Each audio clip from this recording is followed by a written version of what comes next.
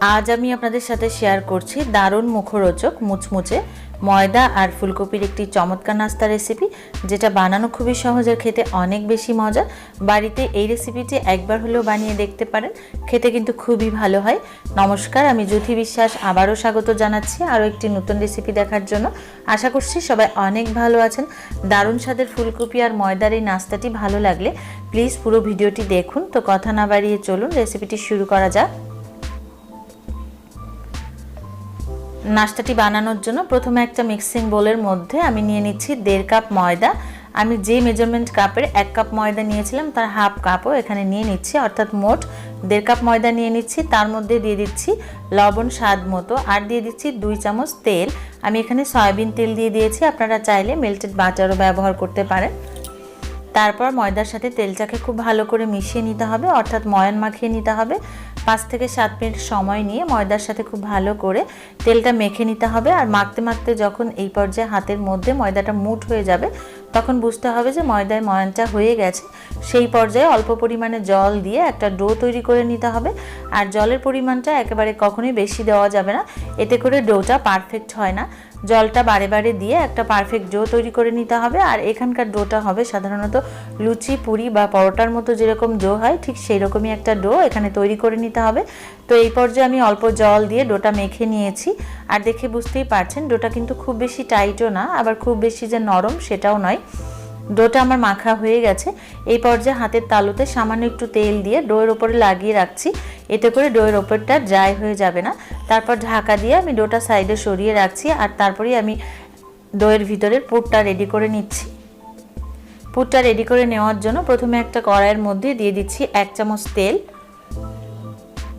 তেলটা গরম হয়ে গেছে, এর মধ্যে দিয়ে দিচ্ছি হাফ টিস্পুন পরিমাণ 5 ফোড়ন। তারপর হালকা তেলের সাথে ভেজে নিচ্ছি সুন্দর একটা ফ্লেভার আসা পর্যন্ত। তারপর এর মধ্যে দিয়ে দিচ্ছি 2 চামচ আদা বাটা। এই পুরটা তৈরি করার ক্ষেত্রে আদা বাটার পরিমাণটা একটু বেশি দিলে সেটা খেতে অনেক বেশি টেস্টি হবে। আর তারপর দিয়ে দিচ্ছি সামান্য একটু হলুদের গুঁড়ো, কারণ তেলের উপরে সরাসরি আদা বাটা দিলে সেটা অনেক বেশি ছিটকায়, আর হলুদের গুঁড়ো দিলে সেটা একেবারে ছিটকাবে না। তারপর 2 মিনিট মতো এই আদা বাটাটাকে ভালো করে ভেজে নিতে হবে, অবশ্যই লো আছে, এতে করে পুড়ে যাবে না। আর আদা বাটাটা যখন ভাজা হয়ে যাবে তখন এর মধ্যে দিয়ে দিচ্ছি আগে থেকে ধুয়ে নেওয়া ফুলকপির টুকরো। আর ফুলকপির টুকরোগুলোকে আমি এরকম ছোট ছোট করে কেটে নিয়েছি, এতে করে তাড়াতাড়ি ভাজতে এবং সিদ্ধ হতেও সময়টা কম লাগবে। তারপর 1 মিনিট মতো ফুলকপি দিয়ে নেড়েচেড়ে ভেজে নিতে হবে। আর এই পর্যায়ে ফুলকপির সাথে আমি দিয়ে দিচ্ছি একটা আলু, ছোট টুকরো করে কেটে নিয়েছি। আলুগুলোকে আগে থেকে ধুয়ে জল ঝরিয়ে নিয়েছিলাম। আর এই পর্যায়ে আলুটা দিলে এই নাস্তাটি খেতে কিন্তু অনেক বেশি ভালো লাগবে। তারপর দিয়ে দিচ্ছি হাফ টিস্পুন লবণ স্বাদ মতো, দিয়ে দিচ্ছি হাফ টিস্পুন হলুদের গুঁড়ো, আর দিয়ে দিচ্ছি হাফ টিস্পুন মরিচের গুঁড়ো। ঝালের পরিমাণটা আপনাদের স্বাদ অনুযায়ী এখানে বাড়িয়ে কমিয়ে ব্যবহার করতে পারেন, প্রয়োজনে কাঁচামরিচ কুচিও ব্যবহার করতে পারেন। তারপর সমস্ত উপকরণ দিয়েও আরও 2 থেকে 3 মিনিট মতো ভেজে নিয়ে এটাকে ঢাকা দিয়ে সিদ্ধ করে নিতে হবে। আর এই কাজটি মিনিমাম 10 থেকে 12 মিনিট সময় নিয়ে করতে হবে, এতে করে ফুলকপিগুলো খুব দ্রুত এবং সুন্দরভাবে সিদ্ধ হয়ে যাবে। লো আঁচে রেখে ঢাকা দিয়ে এখানে ফুলকপিগুলো সিদ্ধ করে নিতে হবে। তারপর এই পর্যায়ে আমি ঢাকাটা খুলে আবারও নেড়েচেড়ে মিশিয়ে নিচ্ছি। আর এই পর্যায়ে ঢাকা দেওয়ার পরে কিন্তু হালকা জল বেরিয়েছে সবজি থেকে, তারপর সিদ্ধ এখনও পুরোপুরি হয়নি।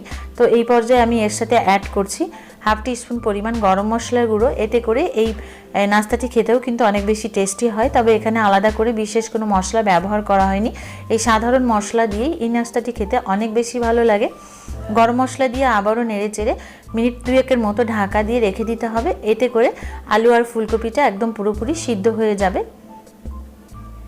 আর ফিরে এলাম 2 মিনিট পর, এখানে কিন্তু আলুটা একদম পুরোপুরি সিদ্ধ হয়ে গেছে। তারপর আবারও নেড়েচেড়ে স্প্যাচুলা দিয়ে ভেঙে ভেঙে দিচ্ছি, এতে করে একটু ম্যাশ হয়ে যাবে।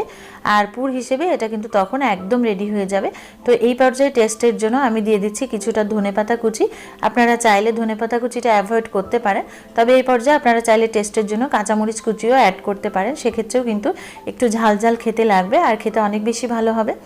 তারপর ধনেপাতা কুচি দিয়ে আবারও কিছুটা সময় নেড়েচেড়ে মিশিয়ে নিয়ে পুরটা একদম রেডি হয়ে গেছে আর সব ম্যাশ হয়ে গেছে, আমি সাইডে সরিয়ে রাখছি। এবার ময়দা থেকে লেচি করে নেব।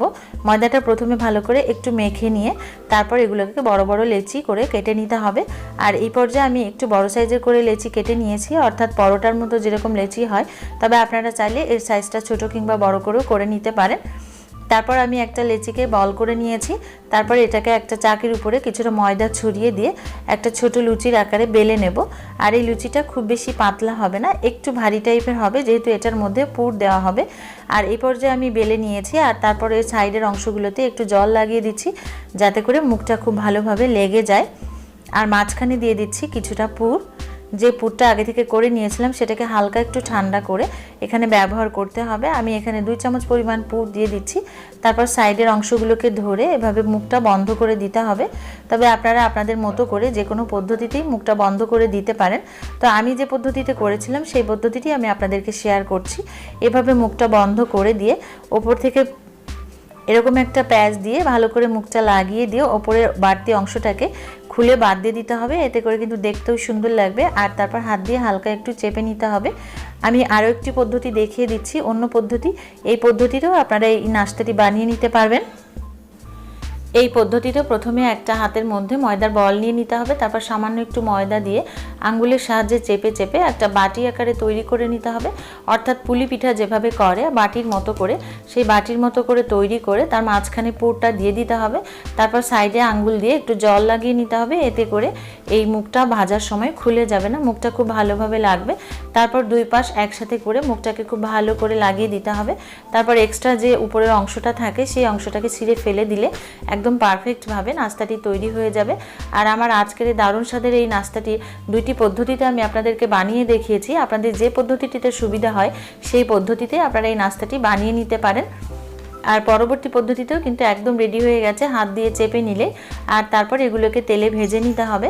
আর ভাজার জন্য আমি আগে থেকে চুলায় তেল বসিয়ে দিয়েছিলাম, মিডিয়াম টু লো আছে, তেলটা গরম হয়ে গেছে। তারপর অপর পাশ দিক আমি তেলের দিকে ছেড়ে দিচ্ছি। তারপর 2 মিনিট মতো অপেক্ষা করতে হবে। এক পাশ ভাজা হয়ে গেলে আবার উল্টে দিয়ে আবার 2 মিনিটের জন্য ভেজে নিতে হবে। যেহেতু এর ভেতরের পুরটা সিদ্ধ, তাই বাইরের অংশটা ভাজতে খুব বেশি সময় লাগবে না, 4 থেকে 5 মিনিট মতো সময় লাগবে। মুচমুচে করে ভেজে এবং গোল্ডেন ব্রাউন করে এটাকে ভেজে তুলে নিতে হবে। 4 থেকে 5 মিনিট পরে সুন্দর একটা কালার চলে আসে আর অনেকটা ফুলেও যায়। তারপর এটাকে তেল ঝরিয়ে তুলে নিতে হবে। পরবর্তী ব্যাচের নাস্তাগুলো আমি একই রকমভাবে ভেজে তুলে নেব। আর দেখলেনই তো যেটা কত সহজে আর কত চমৎকার একটি নাস্তা, খুব সহজে বাড়িতে বানিয়ে নেওয়া যায়। দারুণ স্বাদের এই নাস্তাটি যদি আপনাদের ভালো লাগে তাহলে অবশ্যই একটা লাইক দিন, বাড়িতে একবার হলেও ট্রাই করুন। কেমন হয়েছে আমাকে কমেন্ট করে জানান। এরকম আরও সহজ ও সুন্দর সুন্দর রেসিপি পাওয়ার জন্য সাবস্ক্রাইব করে পাশে থাকা বেল বাটনটি অন করুন, যাতে করে পরবর্তী ভিডিও নোটিফিকেশান আপনার কাছে পৌঁছে যায়। কারণ আপনাদের লাইক, কমেন্ট, শেয়ার, সাবস্ক্রাইব আমাকে অনেক বেশি আনন্দিত করে। আমি আপনাদেরকে একটা ভেঙেও দেখালাম এটা কতটা মুচমুচে হয়েছে, আর খেতে কিন্তু অনেক বেশি মজার। এর আগামী পর্বে কথা হবে আরও একটি সহজ ও সুন্দর রেসিপি নিয়ে। সে পর্যন্ত সবাই খুব ভালো থাকুন, সুস্থ থাকুন। Thank you so much.